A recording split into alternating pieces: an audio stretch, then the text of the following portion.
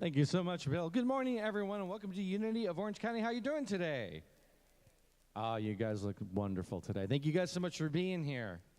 We are going to have a wonderful time today, and we're going to do this by singing together. So please rise and sing with me, I Release and I Let Go.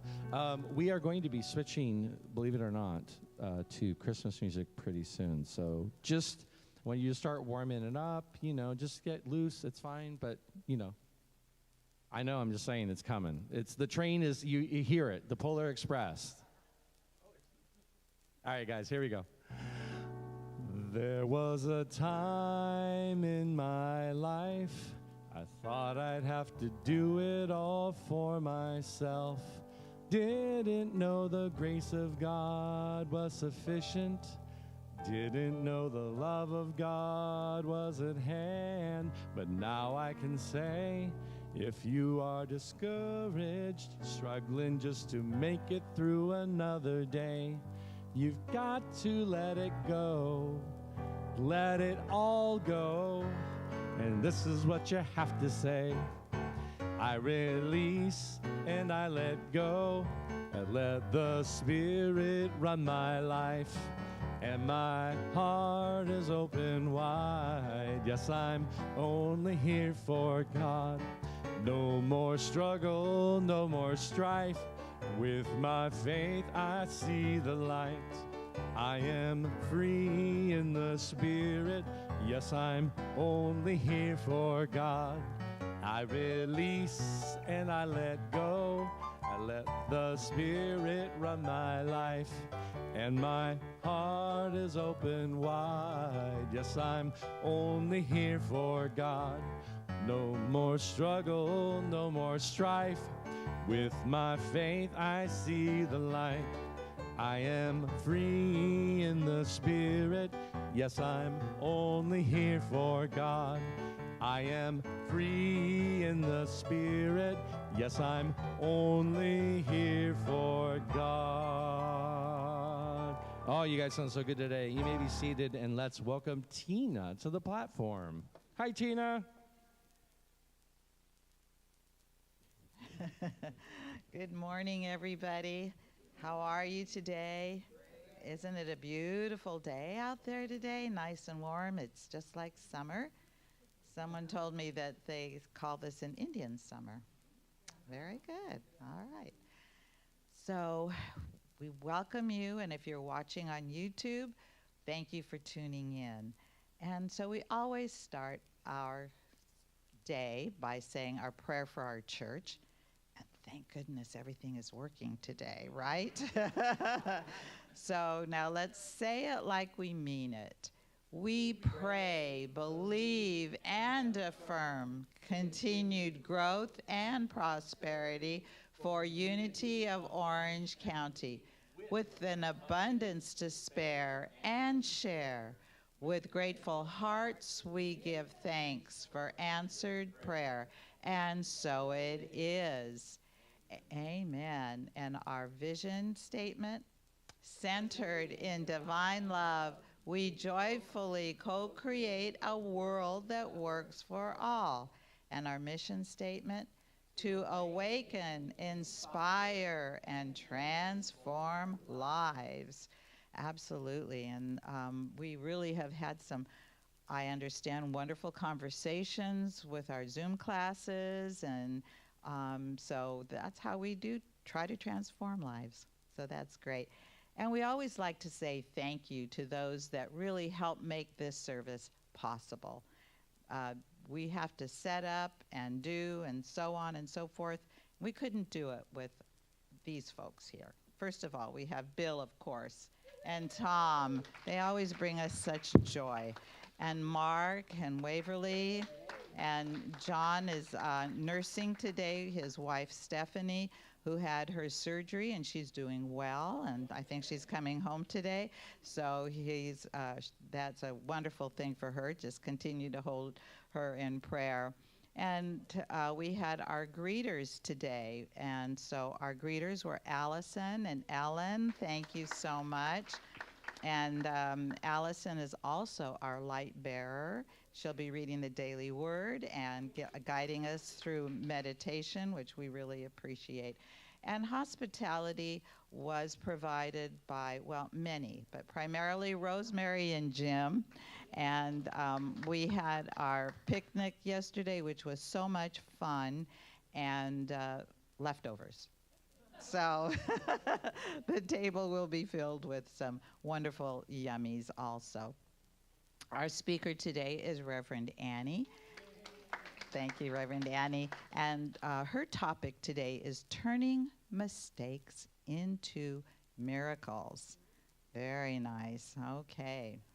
So announcements. I do want to thank those that showed up to the picnic yesterday. It really was a lot of fun. And Waverly treated us to a ukulele, and we sang, and so it was a lot of fun. Bill, we had a choir. Wow. I mean, you know, really sounded pretty good. So thank you. It really was a lovely time. So thank you for being there. Starting October the 19th, we will begin our 40 days of gratitude. So please see Diane if you have any questions. Shanice will be holding that class. It will be Zoom. There's a sign-up sheet in the hospitality room and booklets. So it's really a great time, 40 days of gratitude. We've done this for the past 3 years, and it's really nice bringing us into the holiday season. October the 29th, which is the last Sunday of the month, Shanice and I will be holding a Dia de los Muertos celebration where we honor the ancestors and those that have gone before us. So please bring a picture and or mementos of any people that have gone before you, even pets. You could bring your pets as well, pictures of your pets. And if you are watching on YouTube and would like to participate, you can send in your picture via JPEG to John Harnack at harnackjohn@gmail.com. And we will be showing those pictures on the screen. So that's really a pretty good thing. The women's group. They will be meeting at the end of the month. Please see Annette, or Annette will let you know where we will be meeting for sure. Either here or here. Okay, it will be here. And Melissa is leading the group. Wonderful. Okay. Mark your calendars. November the 18th, Reverend Charlie will be holding a visioning and mission statement workshop. What do you envision for our minister? And on Sunday the 19th, we will have a special celebration day. So I know all of you, I hope all of you are very excited about our church, and we all love our church, and it's our church. So what do you envision for our church? Some of you have some great ideas, and we just love that. So we have things going on, and the board has been working very hard to make sure that our ministry prospers. So please join us with that. At the end of the service today, please be sure to buy your opportunity tickets. We will have a drawing at the end of the month. And that's all for today.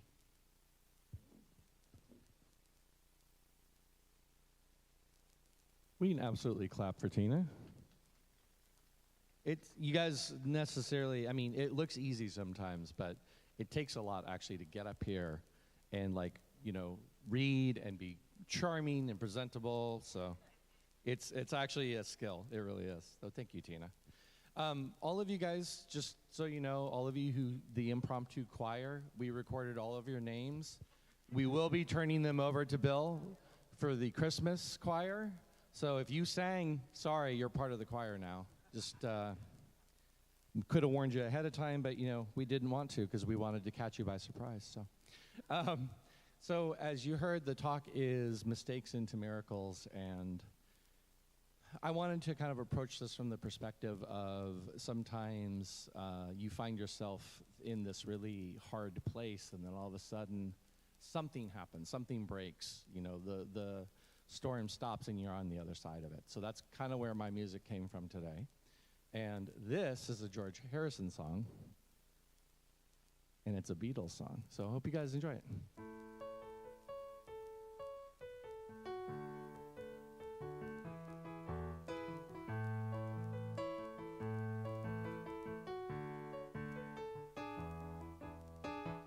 Here comes the sun, doo-doo-doo-doo. Here comes the sun, and I say, it's all right. Little darling, it's been a long, cold, lonely winter. Little darling, it feels like years since we've been here. Here comes the sun. Here comes the sun, and I say, it's all right.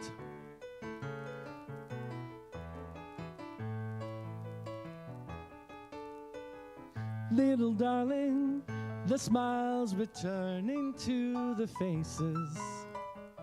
Little darling, it seems like years since we've been here. Here comes the sun.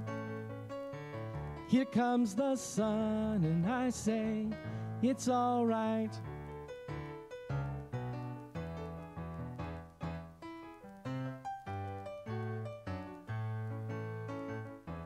Sun, sun, sun, sun, here it comes.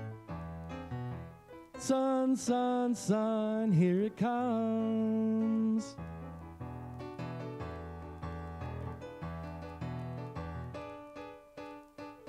Little darling, I feel the ice is slowly melting.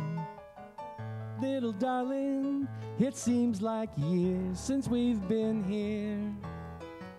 Here comes the sun. Here comes the sun, and I say, it's all right. Here comes the sun. Here comes the sun, and I say, it's all right. It's all right.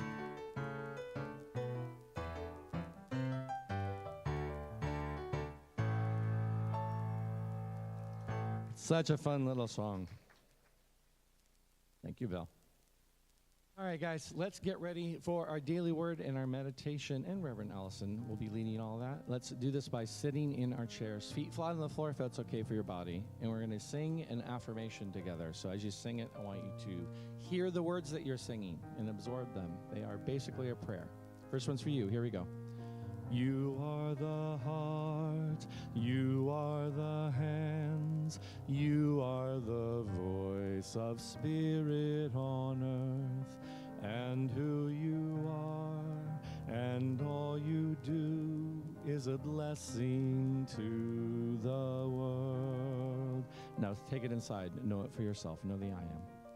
I am the heart, I am the hands, I am the voice of spirit on earth, and who I am, and all I do is a blessing to the world. Now expand to include everyone. We are the heart, we are the hands, we are the voice of spirit on earth, and who we are, and all we do is a blessing to the world, a blessing to the world. I'd like to welcome Reverend Allison to the platform.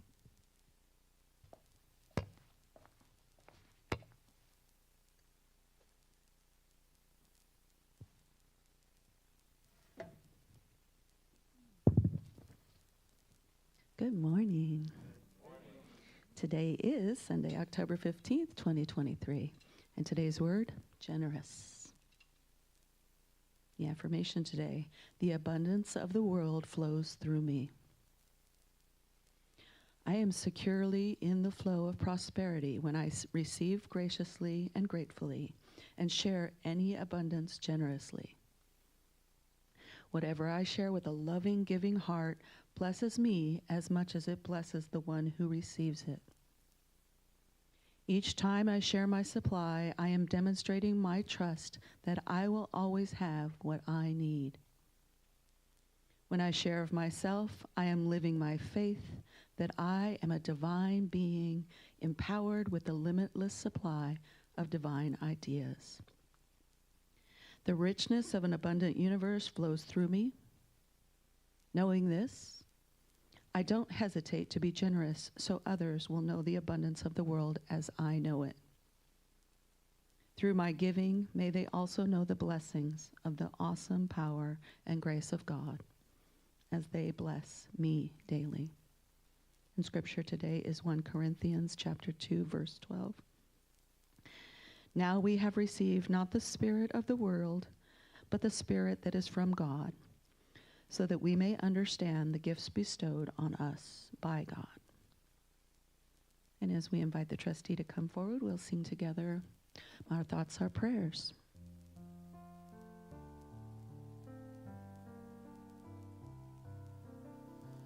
Our thoughts are prayers, and we are always praying. Our thoughts are prayers. Listen to what you're saying. Seek a higher consciousness, a state of peacefulness, and know that God is always there. And every thought becomes a prayer. Oh, doesn't it take a moment right here, right now to recognize the one power, the one presence that is God, and know that God is in this and in everything. And indeed, every thought does become a prayer. So we acknowledge these prayers that have been brought forward today. We acknowledge that there are some prayers still on our hearts that need to be spoken. But in this, we know that it is already done in the heart and mind of God, and that the law of the universe makes it so. So we give thanks for knowing that these prayers are already answered, and that all prayers are answered in the right and perfect time. We thank you, God, and so it is.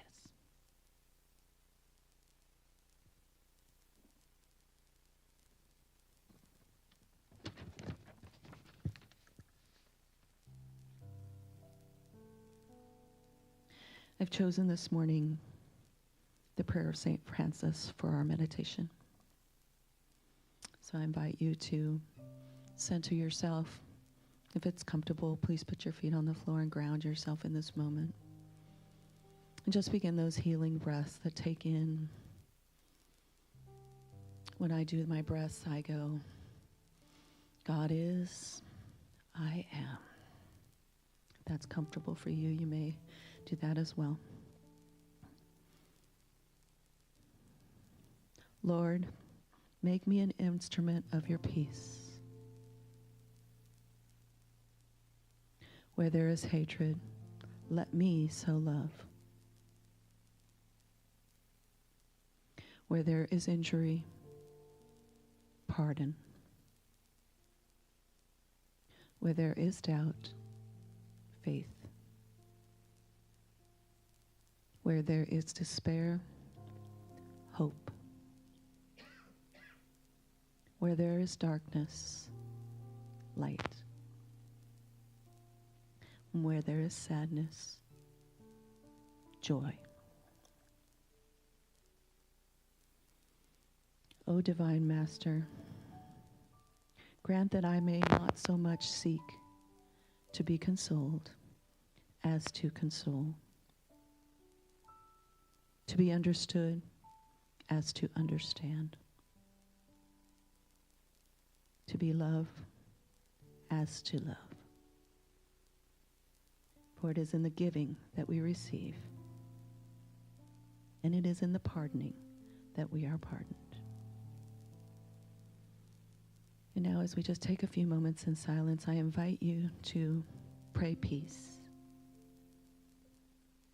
Notice I did not say pray for peace. I said pray peace. So I invite you now to do that as we listen to some music.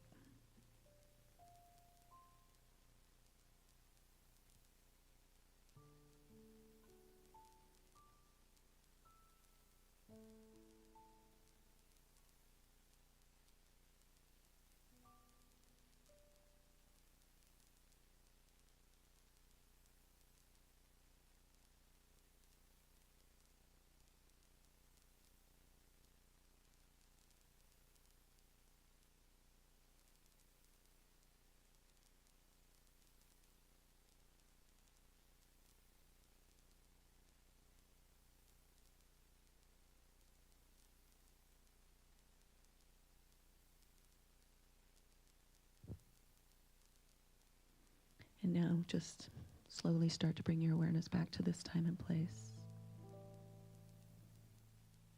As we prepare for the rest of our service, go through your day knowing that peace begins with each of us. Namaste.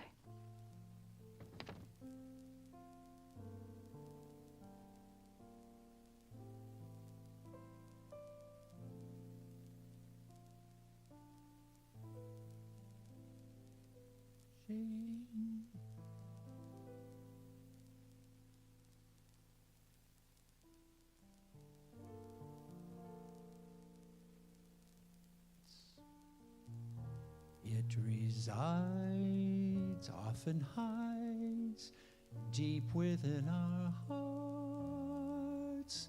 For pebbles make a mountain, raindrops make a sea. One day at a time, change begins with you and me. Ordinary miracles happen all around, just by giving and receiving comes belonging and believing. Every sun that rises never rose before. Each new day leads the way through a different door, and we can all be quiet heroes, living quiet days, walking through the world, changing it in quiet ways. Ordinary miracles like candles in the dark. Each and every one of us lights a spark. And the walls can tumble, and the mountains can move. The wind and the tides can turn. Ordinary miracles, one for every star. No lightning bolt or clap of thunder, only joy and quiet wonder. Endless possibilities right before our eyes. See the way a miracle multiplies. Hope can spring eternally, plant it and it grows. Love is all that's necessary. Love in its extraordinary way makes ordinary miracles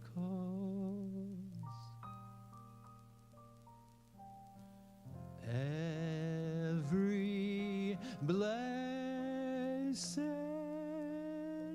day.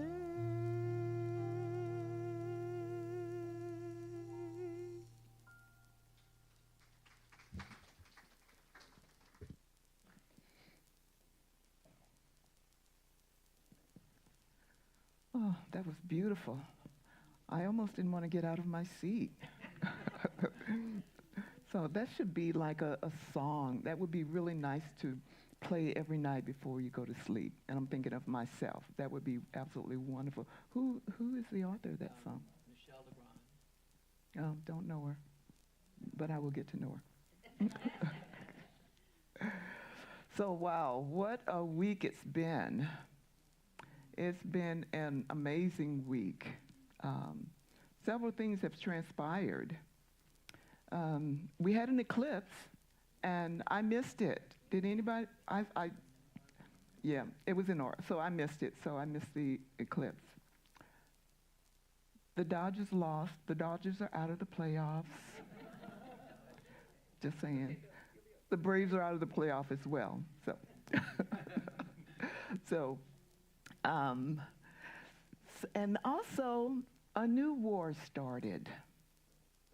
And a lot of us are hurting for various reasons.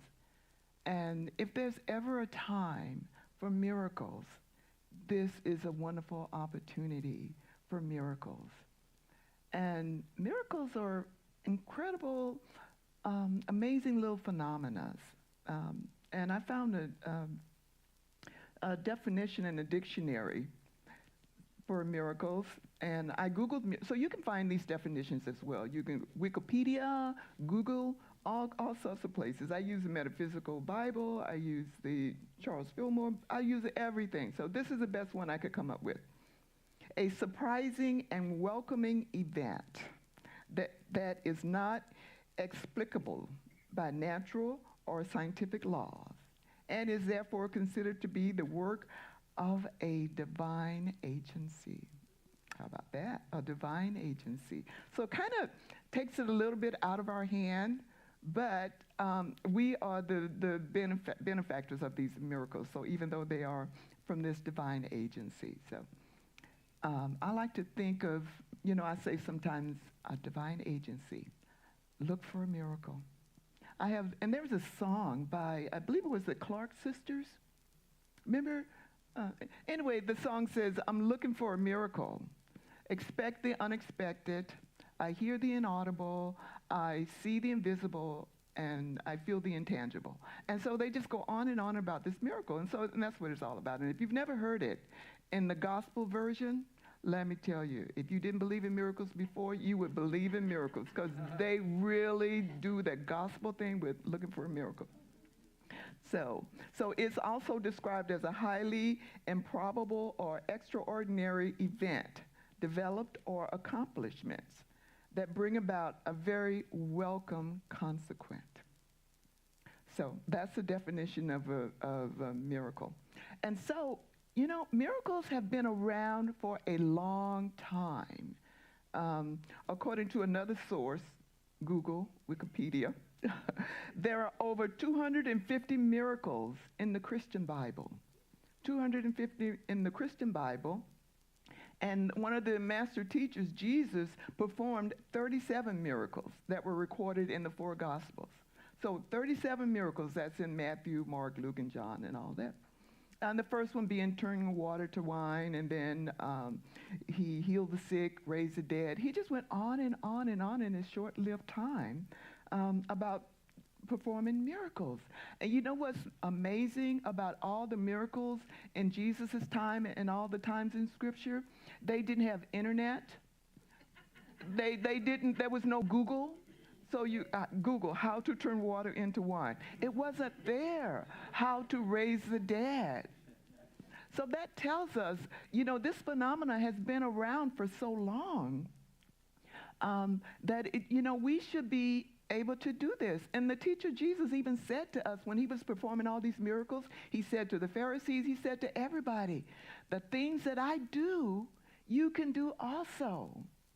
if you believe in, and he said him, but in New Thought, we know him as a principle, a masculine principle. So Jesus is telling all of us, if I can do it, you can do it. There was no college grad, there was no medical school back in those times. When Jesus was raising the dead, there's no documentation of where he went to medical school. Seriously. So, we have to think about this. When we find ourselves in impossible situations, we have a template that we can follow. And part of that template, I just love the mission statement of Unity Orange County: to awaken, transform, and I can't even say it now, to awaken, inspire, and transform life. That's a formula for miracles. That's the result of a miracle. Because, it could be unexpected. So the miracles don't always have to be big, huge experiences, although sometimes they are. These are miracles. Now, getting back to the scripture, I did not see, or I could not find in the scripture where Jesus actually made a mistake. So for him, turning mistakes into miracles was a no-brainer because he didn't make mistakes. So they were all miracles. And so, but there was one section where I found that it says that Jesus grew in wisdom and stature before man. So it does imply that Jesus grew from the work that he was doing, which again, this is us. Jesus is, the life of us. We are the consciousness of Jesus. Jesus' last name wasn't Christ. Christ means consciousness. So we are that consciousness. Now, a mistake, as defined by Weber, is defined as an action or a judgment that is misguided. Now, so that kind of takes the sting off of a mistake. And as far as I'm concerned, you make a misguided error. It could be an error, it could be a slip, but we call it a mistake. And so we have given mistake a bad name. And so what I'm going to do is talk a little bit about how we can turn a mistake into a miracle without even calling it a mistake. We can just expect a miracle. So miracles do happen every day. And I'm going to tell you a story about a miracle. And I want you, and I know you always do, pay attention to me. Pay attention to my words, because in this story, there are little nuggets of how miracles do happen. So in January 2009, you're probably going to remember this story. U.S. Airways Flight 1549 departs New York LaGuardia Airport. There are 150 passengers on board going to Charlotte, North Carolina. The aircraft took off uneventfully. And very shortly after takeoff, they lost all engines.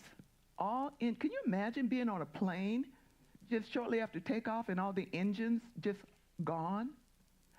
I can't even imagine being a pilot. So anyhow, this is a story. As a result of takeoff, they lost all engines as a result of birds. And I'll tell you more about the birds. Captain Sully Sullenberger and his first officer, Jeffrey Skiles, realized that without engine power, they're not going to make it back to any nearby airport. We're talking about a plane that has no power. So Captain Sully gives an account of this event, and this is where I want you to really listen carefully. He says, January 2009 started just like 10,000 other days. And Flight 1549 initially, like all other flights, was completely routine and unremarkable for the first 100 seconds. But then very suddenly became the worst day of my life. This is the captain, the pilot of the airplane. He's having the worst day of his life. And there are 150 passengers plus the crew. He says, we were traveling at that point 316 feet per second. So they weren't going slow. He says, I saw the birds ahead, but didn't have enough time to move her away from them. They fled the windscreen as if it were a Hitchcock movie. Again, this is the pilot of the airplane. And this was a large flock of large Canadian geese. They weigh 8 to 10, sometimes 12 pounds.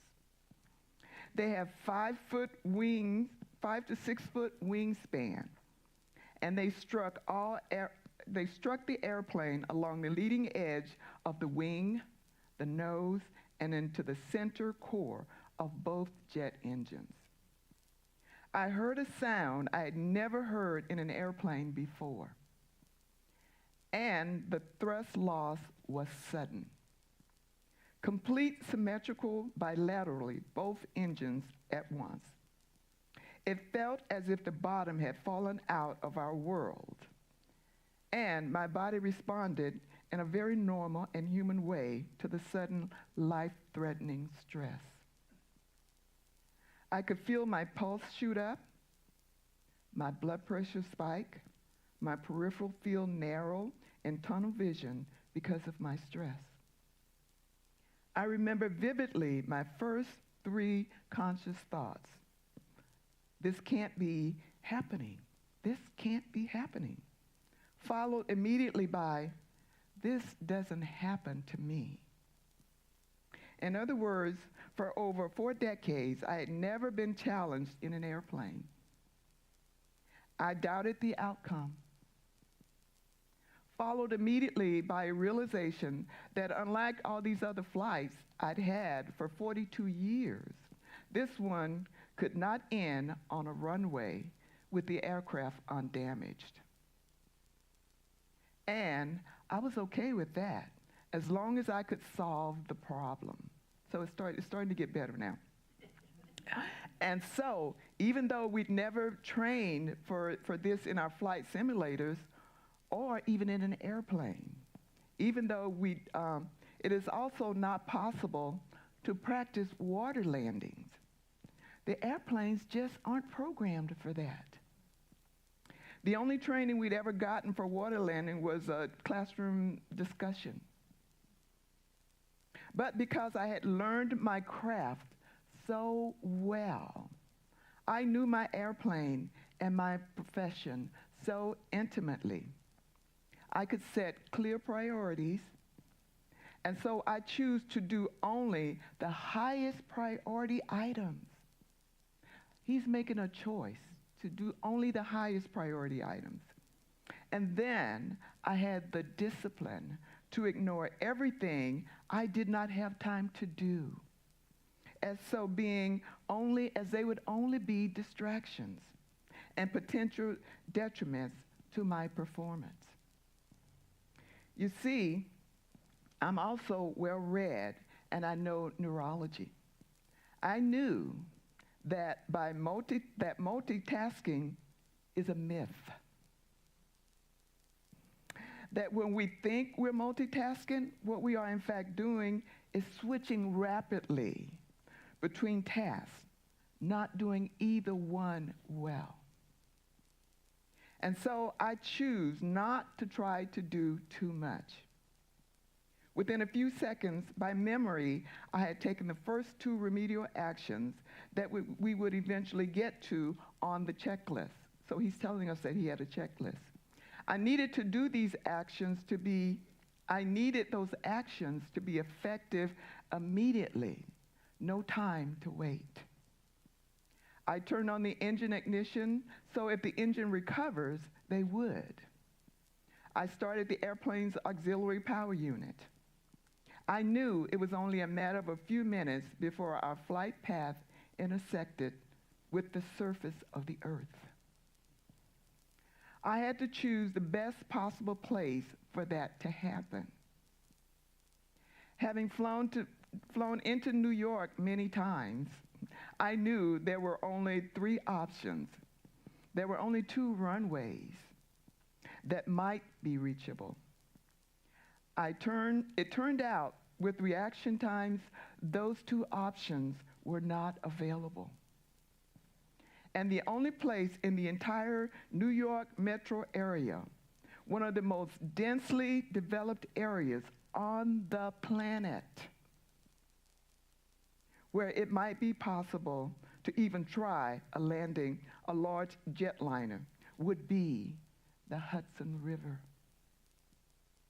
I suspected early on that's where we would end up.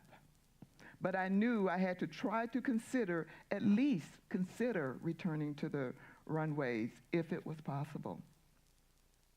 I took control of the aircraft, made a distress call, worked with the aircraft controllers, considered returning to LaGuardia, decided it was unreachable. Considered trying to reach the New Jersey airport across the river, decided not reachable, and told the controller, we are going to land in the Hudson River. In a situation where the time pressure and the workload were so intense, we didn't have time to even talk about what had happened and what we should do about it. Jeff and I were able to collaborate wordlessly by knowing intuitively in this developing crisis what we should do based on our long experience. Jeff had also had over 20,000 hours of flying time like I did. Had he not been a captain before, had he not been so experienced, he would not have known either what to do or how to do it. So he made an important suggestion at several points in the flight, and I listened. He was silently cheering me on as I made each decision, but ready to intervene to check my performance if he thought I was making an error. I had a chance to make one announcement in the cabin, and it would be the most important PA announcement in my life. I took 3 or 4 seconds to choose my words very carefully. Before I spoke, I wanted to sound confidently, not agitated, because I knew that courage can be contagious. And I chose specific words for specific reasons. Fortunately, there's a well-defined and very concise aviation vocabulary in which there are certain single words that are rich with meaning. Brace is such a word. It signals to the cabin crew, the flight attendants, that an emergency landing is imminent, and that they should help the passengers avoid injury during the landing so that they were able to evacuate without problem. I chose another word to give the passengers and the crew, and to give the passengers and the crew a vivid image, a word picture of what to expect, that without engine thrust, we were using gravity to provide the forward motion in the plane. We were descending to the equivalent in a hotel elevator, the elevator descending at 2 floors per second. So I knew it was going to be a hard landing. He didn't say crash. He said, I knew it would be a hard landing. I said, this is your captain. Brace for impact. When U.S. Airways Flight 1549 landed in the Hudson River, all 150 passengers and all the crew survived. The water temperature, I believe it said it was 30 to 32 degrees. And the entire world witnessed a miracle on the Hudson River. And so, as I watched that over and over again, I was just mesmerized and amazed that an airplane could land in a river with all these tall buildings around. There were, that time that we had the Empire State Building, we had all these tall buildings around. And an airplane, a skilled pilot, had the wherewithal to shut out the noise, to make choices, to use precise words that had meaning, to communicate wordlessly with his co-pilot, to not entertain stuff that he couldn't do anything about. He only entertained ideas that he could implement at the time. So as the world watched this miracle on the Hudson River, people are still getting chills about it. And what that says to us is we don't have to be flying a plane, but sometimes the issues that we are faced with, it could seem like a huge, huge aircraft headed for a crash. But realizing that it doesn't have to be a crash. It can be a landing. And it can be a landing with very few casualties. So this is my model for a miracle.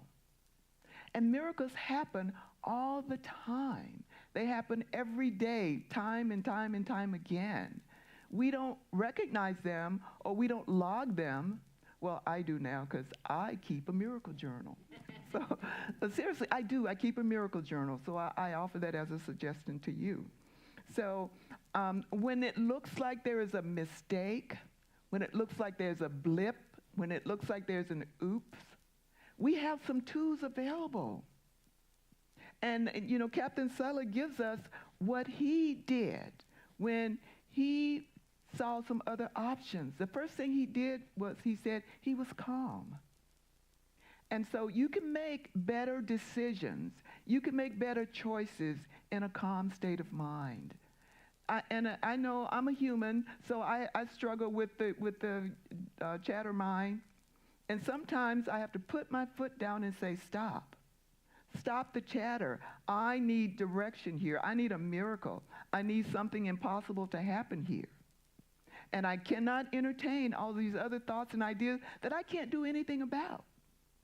Well, last year the plane crashed in the ocean and can't do anything about that. Well, last year they didn't find the black box. Can't do anything about that. Don't entertain that.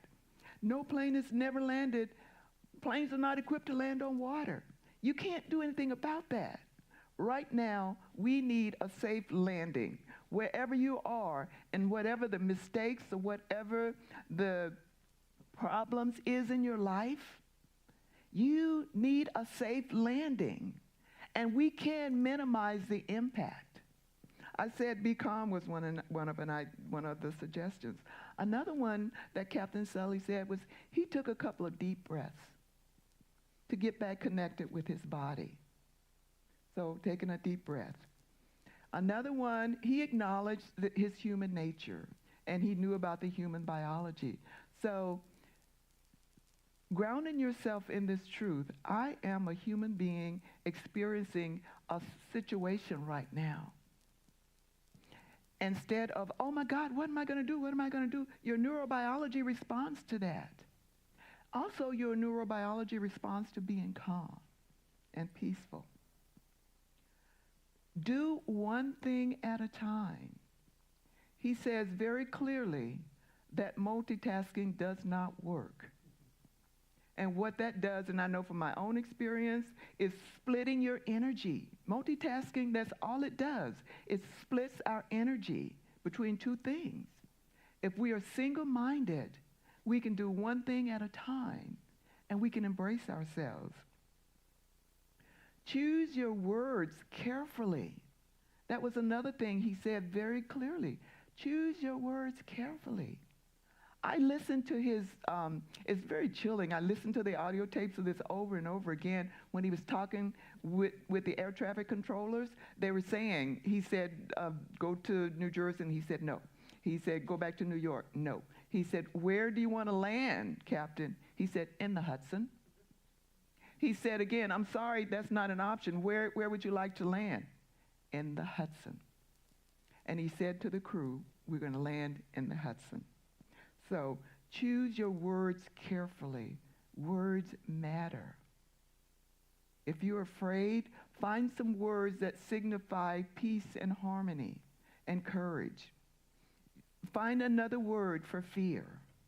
Find another word and choose that word. If you have to communicate with someone, choose one of those words. Refrain from choosing a word that's going to generate your neurobiology. Because if you say, I am scared, I am frightened, your neurobiology is going to kick into place, and it is going to give you that flight or flight syndrome, and you're going to act like you're worried.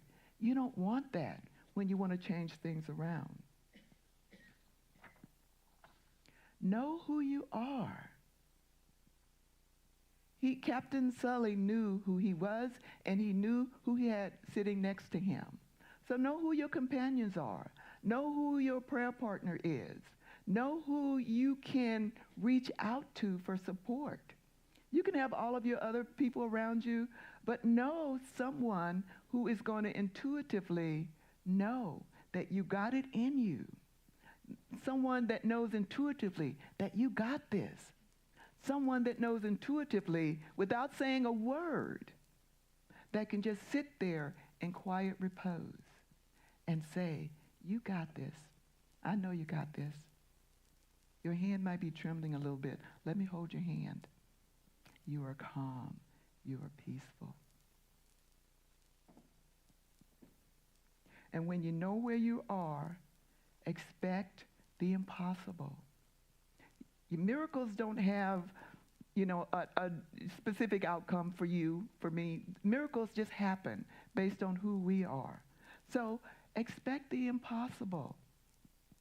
Don't expect don't expect what's possible. Don't expect that you're going to crash. Don't expect that your medical diagnosis is going to be doom and gloom. Don't expect that your car is not going to start. Don't expect that you're not going to have enough money. Don't expect that your relationship is not going to work out. Don't expect that you're not going to be healed from this experience. Expect the impossible. And lastly, brace for the impact.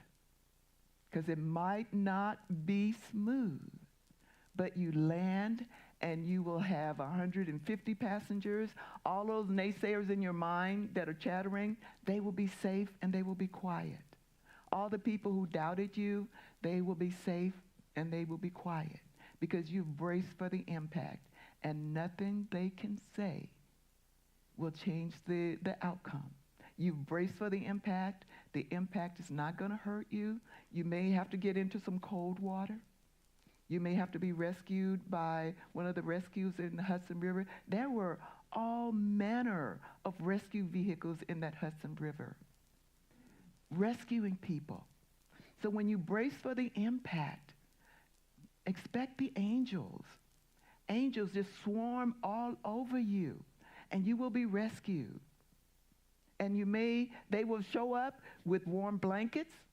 They would show up with CPR equipment. They showed up for everything that was needed. Not one person was lost in that miracle on the Hudson. So you see, miracles do happen. They happen big and they happen little. But we got to be on the lookout for them. And when the unexpected happens, expect a miracle. And it will happen. So as you go about your day today, expect miracles. Look to see what is invisible. It will show up. Feel what's intangible. It'll show up. You'll feel it. Expect the impossible. It will happen for you because it is possible, and miracles do happen. So have a miraculous day. I bless you. Thank you.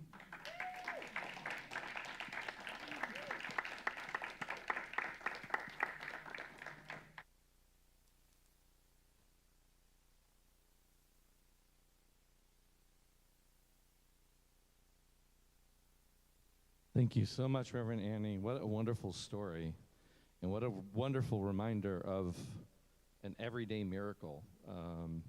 It's pretty remarkable if we really think about all of the circumstances. This is a song from a movie, Meet the Robinsons. I've done it before.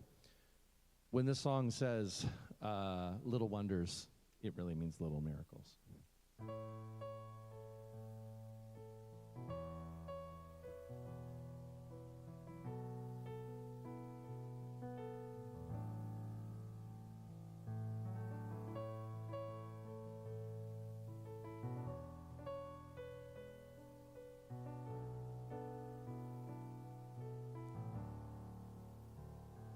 Let it go. Let it roll right off your shoulders, don't you know? The hardest part is over, let it in. Let your clarity define you in the end. We will only just remember how it feels. Our lives are made in these small hours, these little wonders, these twists and turns of fate. Time falls away, but these small hours still remain.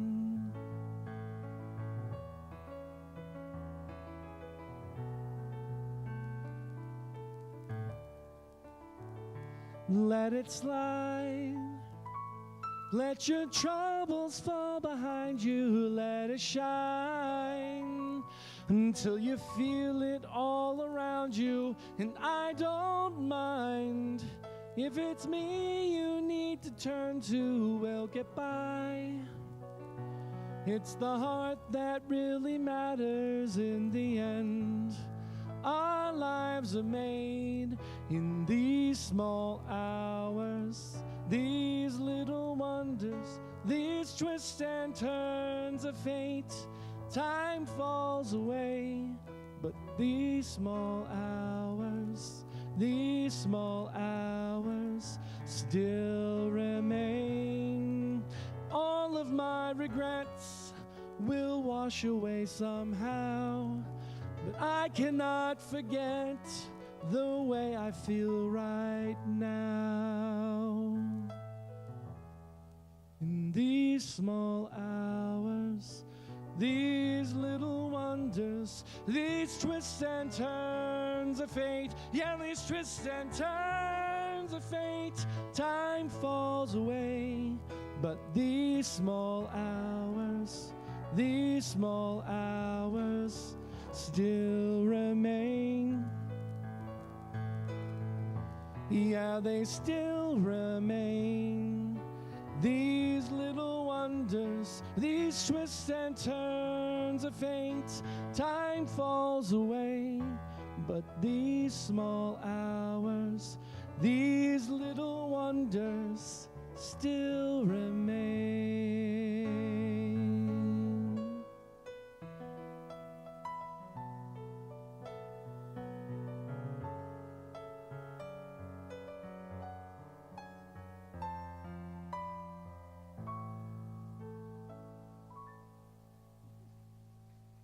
Thank you guys so much.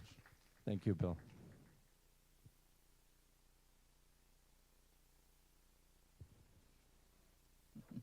Thank you so much. That was beautiful. And Reverend Annie, thank you so much. That was just wonderful. Very, very nice. Thank you. And this is the time of the service where we affirm our 5 basic principles. And together, God is all good and active in everything, everywhere. 2, I am naturally good because God's divinity is in me and in everyone.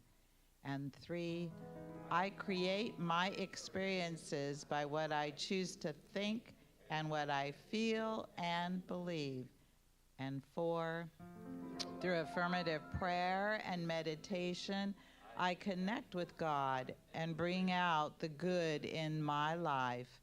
And 5, I do and give my best by living the truth that I know. I make a difference.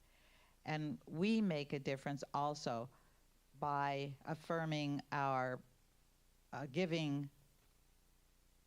I really don't know what's wrong with me today. By giving and receiving our donations to our church.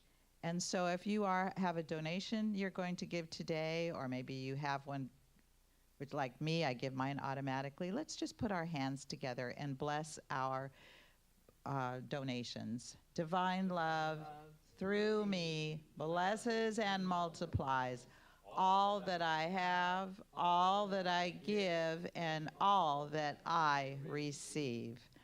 Now, our church is solely funded through your generous love donations. Your financial support is needed and appreciated. We can't do what we do without your consistent and generous support.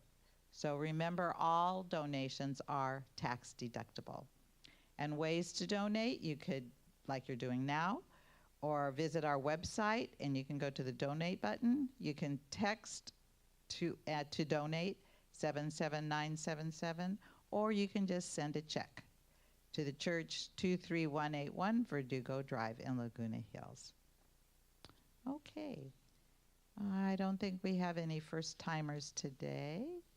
No, we're all family, been here before, but let's bless each other. We sure can use it. Ready? We love you, we bless you, we appreciate you, and we behold the Christ in you. Now let's let our shiny, bright star light shine. You know. Please stand and sing with me, This Little Light of Mine. This little light of mine, I'm gonna let it shine. This little light of mine, I'm gonna let it shine. This little light of mine, I'm gonna let it shine. Let it shine, let it shine, let it shine. This little light of mine, I'm gonna let it shine. This little light of mine, I'm gonna let it shine. This little light of mine, I'm gonna let it shine. Let it shine, let it shine, oh let it shine. And please join hands and let's sing together our peace song and then the prayer for protection.